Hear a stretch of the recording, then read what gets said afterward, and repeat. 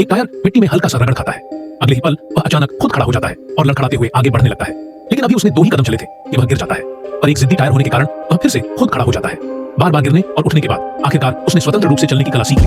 तभी उसके सामने एक प्लास्टिक की बोतल आ जाती है। टायर हल्का सा दबाव डालता है और फिर बेझिझक उसके ऊपर से गुजर जाता है। बोतल चपटती हो जाती है। ये देखकर टायर बेहद खुश हो जाता है। तभी उसके रास्ते में एक बिच्छू आ जाता है, लेकिन टायर बिना कोई संकोच किए सीधे उस बिच्छू को कुचलकर चिपटा कर देता है। ये साफ दिख रहा था कि अब उसे चीजों को कुचलने में मजा आने लगा था। थोड़ी ही दूर आगे उसे एक मजबूत चीज दिखती है, एक कांच की बोतल। टायर पूरी ताकत से उसे कुचलने की कोशिश करता है, पर कांच की बोतल हिलती तक नहीं।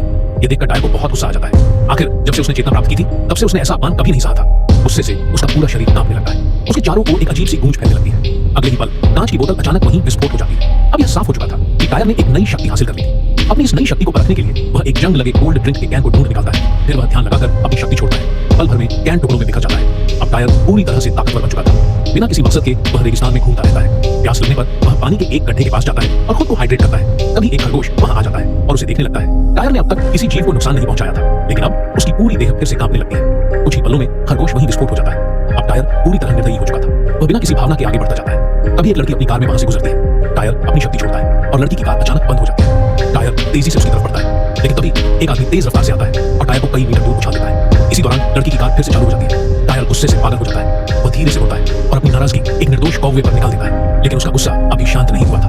वह सीधे सड़क के किनारे आगे बढ़ता जाता है। थोड़ी ही दूर जाने के बाद आखिरकार वह उस आदमी तक पहुंच जाता है जिसने उसे अपनी कार से टक्कर मारी थी।